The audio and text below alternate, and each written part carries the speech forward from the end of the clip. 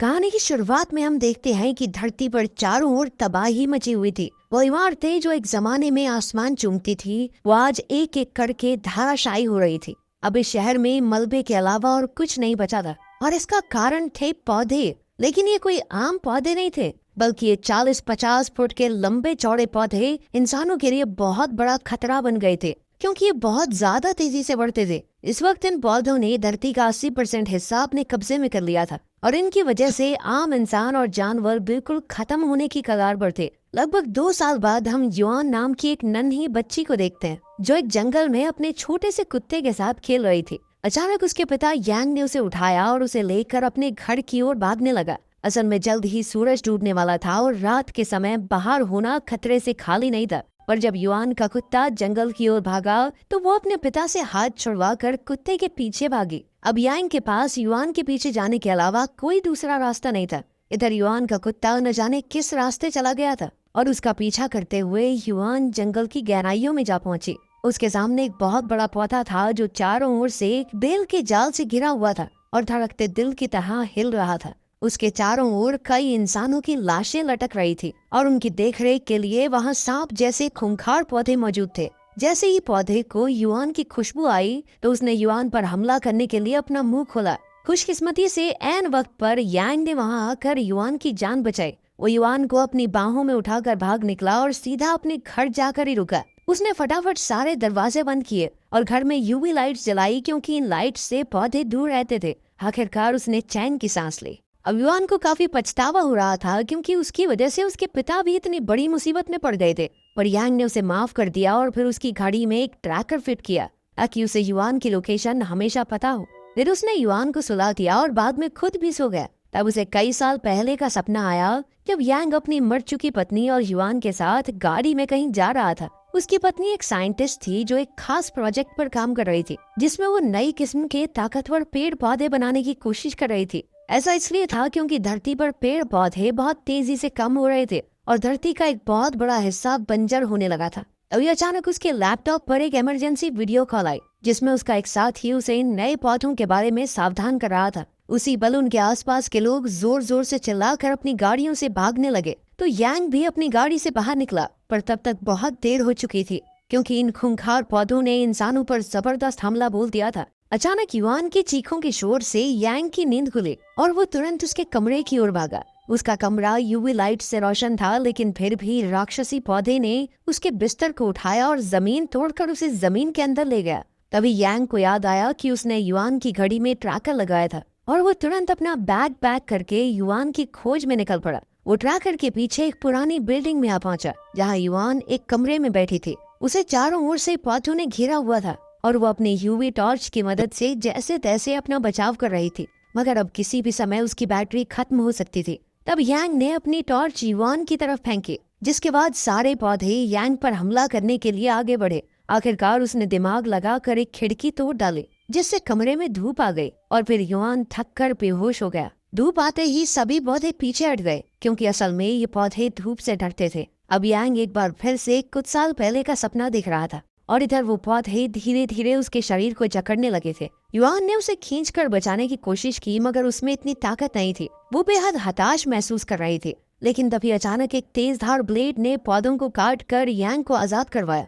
असल में फौजियों की एक छोटी सी टुकड़ी वहां घुस आई थी, और वो इन खतरनाक पौधों का डटकर सामना करने लगे। मगर उनकी गोलियां और आग उगलती बंदूकें ज्यादा देर तक पौधों को रोक नहीं सकती थी। इधर एक फौजी यूवी डिवाइस को चलाने की कोशिश कर रहा था, मगर बदकिस्मती से वो चालू ही नहीं हो रहा था। कुछ ही पलों में यांग को होश आ गया, और उसने बड़ी ही आसानी से वो डिवाइस ठीक करके चालू कर दिया, जिसके बाद उसमें से बहुत तेज यूवी रोशनी निकली। इस रोशनी के आते ही सभी पौधे पीछे हटकर अंधेरे में छुप गए।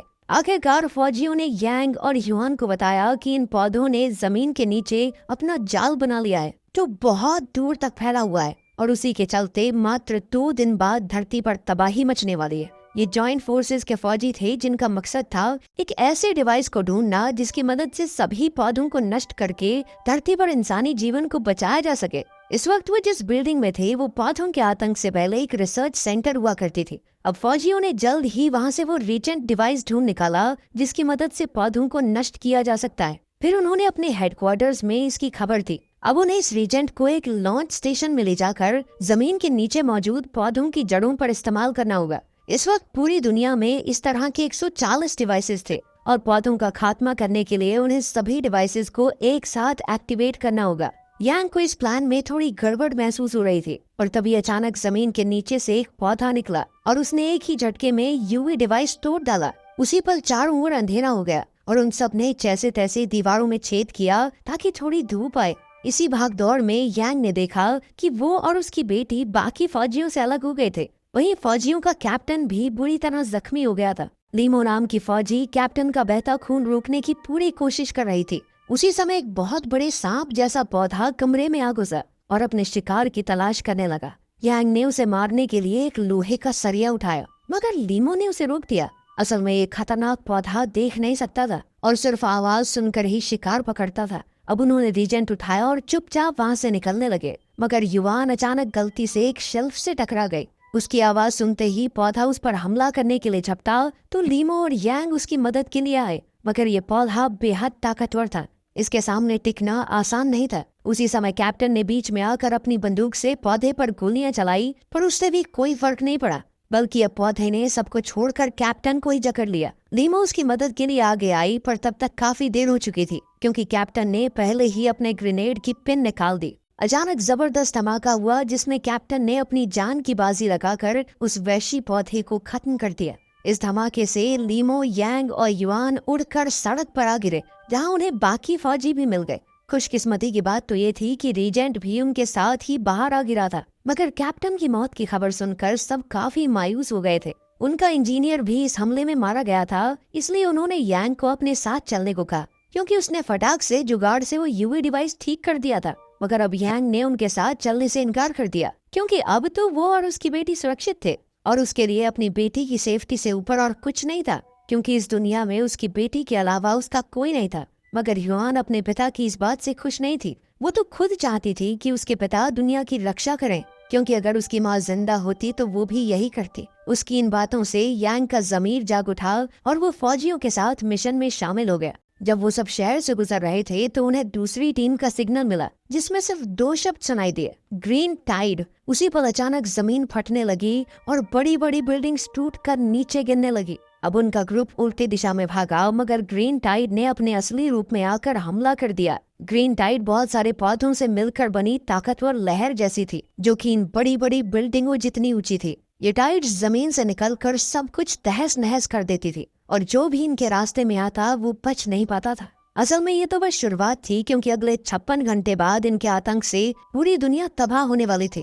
इधर लीमो का ग्रुप अपनी जान बचाकर भाग रहा था, मगर आगे रास्ता बंद था और पीछे से टाइड बहुत तेजी से उनकी ओर बढ़ रही थी। तभी वो बड़े बड़े खड्डे फांदकर आखिर में एक बस में आकर घुस गए। जैसे ही टाइड ने उन पर हमला किया तो वो बस उड़कर दूर मौजूद एक बिल्डिंग से जा टकराई। जैसे तैसे उनकी जान तो बच गई, मगर जो आम लोग बाहर थे, टाइड ने उन सबको खत्म कर दिया। अब पौधे शांत हो गए थे, मगर बचे हुए लोगों को महसूस हुआ कि जो तबाही 56 घंटे बाद होने वाली थी वो एक्सपेक्टेड टाइम से बहुत पहले ही हो जाएगी। उन्होंने एक खबर हेडक्वार्टर्स में पहुंचाने की सोची, पर वहां पर सिग्नल ही नहीं था। तभी यांग की नजर सामने वाली बिल्डिंग पर मौजूद एक सिग्नल टावर पर पड़ी और इन दोनों बिल्डिंग्स के बीच में एक पुल था। ये पुल काफी कमजोर हालत में था, मगर उनके पास इसे पार करने के अलावा कोई रास्ता नहीं था। अब वो सब बहुत ध्यान से फूक फूक कर पैर आगे बढ़ा रहे थे कि अचानक उनके साथ वाली बिल्डिंग एक ही पल में ढेर हो गई। उनकी जान तो बच गई, मगर बिल्डिंग के अचानक गिरने से चारों तरफ मिट्टी उड़ने लगी, जिससे युवान का पैर फिसल गया। उसी पर टीम का नया कैप्टन रस्सी के साथ उसके पीछे कूदा। वहीं यांग रस्सी पकड़कर उन्हें ऊपर खींचने की कोशिश कर रहा था, पर यह रस्सी बहुत नाजुक थी और उन दोनों का भार नहीं झेल सकती थी। तब कैप्टन ने युआन की जान बचाने के लिए अपनी जान की कुर्बानी दी थी। अब उसके मरने के बाद लीमो इस मिशन की कैप्टन थी। यांग ने जैसे तैसे युआन को ऊपर खींचा, पर अब पुल लगभग टूटने की कगार पर था। सभी फौजी तुरंत भागकर बिल्डिंग में घुस गए और ऐन वक्त पर यांग भी युआन के साथ अंदर आ गया। इसके बाद यांग ने वहां का सिग्नल टावर ठीक किया। फिर लीमो ने अपने कमांडर से बात की और जल्द ही वो पूरी दुनिया में मौजूद 140 ग्रुप्स से जुड़ गए। उसी पल इस नेटवर्क के सभी फौजियों को चौंका देने वाली खबर मिली। जो शक्तिशाली ग्रीन टाइड 56 घंटे बाद पूरी धरती को तबाह करने वाली थी, वो हमला अब सिर्फ 4 घंटों में होने वाला था। इसी के साथ उन्हें पता चला कि उन्हें जमीन के अंदर मौजूद जिन पौधों की जड़ों पर हमला करना है वो एक खास मेम्ब्रेन के साथ सुरक्षित थी। यानी पहले जो उन्होंने 140 इलाकों में रीजेंट लॉन्च करने का प्लान बनाया था उसका कोई फायदा नहीं होगा। अब उन्हें मेम्ब्रेन के किसी एक खास पॉइंट पर वार करना होगा ताकि जड़ों का सारा जाल खत्म हो जाए। मगर सबसे बड़ी दिक्कत तो ये थी कि उन्हें ऐसा कोई कमजोर पॉइंट पता ही नहीं था। अब तक इस मिशन में सैकड़ों सिपाही अपनी जान गंवा चुके थे और इस मोड़ पर इस मिशन को खत्म करना बिल्कुल सही नहीं होगा। इसीलिए यांग ने एक जबरदस्त भाषण देते हुए सबको मोटिवेट किया। आखिर में पूरे 140 ग्रुप्स ने इस मिशन को अंजाम देने का फैसला किया। हालांकि उनके सफल होने का चांस 0.03% था। लीमो और उसकी टीम जल्द ही लॉन्च स्टेशन पर आ पहुंची, जहां उन्होंने रीजेंट को मशीन में डाल दिया ताकि वो जमीन में जाकर पौधों की जड़ों को तबाह कर सके। मगर वो क्या जानते थे कि खतरा उनके आसपास ही मंडरा रहा है। इधर एक शक्तिशाली टाइड उन पर हमला करने आगे बढ़ रही थी और इधर रीजेंट को जमीन के नीचे मौजूद उस मेम्ब्रेन ने रोक लिया।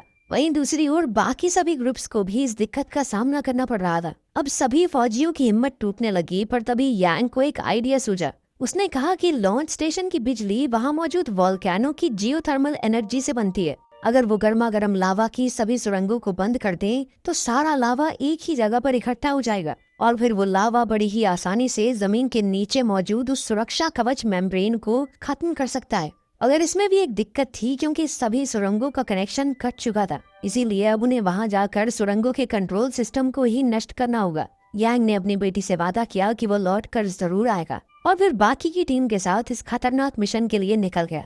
जब वो जमीन के नीचे पहुंचे तो लावा की गर्मी की वजह से सब कुछ तप रहा था। साथ ही सुरंगों में जगह जगह पौधे कब्जा करके बैठे थे, जिससे उनका रास्ता बंद हो गया। जब वो आगे बढ़ने की कोशिश कर रहे थे तो अचानक यांग जख्मी हो गया। तब उनके एक साथी ने रास्ता साफ करने के लिए वहां बम धमाका कर दिया, जिसमें वो खुद भी मारा गया। लीमो और यांग के पास रोने तक का समय नहीं था, इसलिए वो बॉम्ब लेकर आगे बढ़े। अब उनके सामने एक दरवाजा आया तो उसने लीमो को दरवाजा खोलने को कहा। लीमो उसे खोलने के लिए कोई चीज ढूंढने लगे, लेकिन यांग चुपके से ही दरवाजा खोलकर उस पार चला गया और दरवाजा लॉक कर दिया। लीमो समझ गई थी कि यांग अपनी जान की बाजी लगाने वाला है, इसीलिए उसने यांग को दरवाजा खोलने को कहा। पर यांग ने अपना फैसला कर लिया था।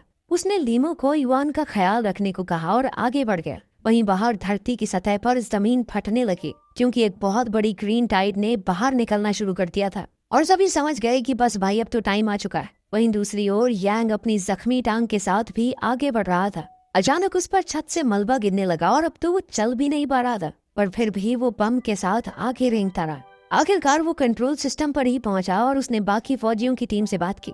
उधर युआन मन ही मन में समझ चुकी थी कि उसके पिता दुनिया को बचाने के लिए अपनी जान की कुर्बानी देने जा रहे हैं। उधर युआन उसे देखकर रोते हुए वापस लौट आने को कहने लगी। अगर उसी पल बॉम्ब का टाइम खत्म हो गया और एक ही पल में सुरंगों में जोरदार धमाका हुआ, जिससे सारा लावा तुरंत ही एक जगह पर इकट्ठा हो गया। उसकी जबरदस्त गर्मी से पौधों की सेफ्टी मेम्ब्रेन पिघलने लगी और कुछ ही पलों में लॉन्चर के होते हुए रीजेंट पौधों की जड़ों के जाल में फंस गया। आखिरकार सभी जड़ें खत्म हो गई और जल्द ही धरती के सभी वहशी पेड़ पौधे भी खत्म होने लगे। अंत में धरती पर बचे हुए सभी लोग बहुत खुश थे क्योंकि इंसानी प्रजाति पूरी तरह खत्म होने से बच रही थी। उस दिन के बाद से धरती पर एक नए समय की शुरुआत हुई और इंसानों ने धरती को संभाल कर रखने की कसम खाई।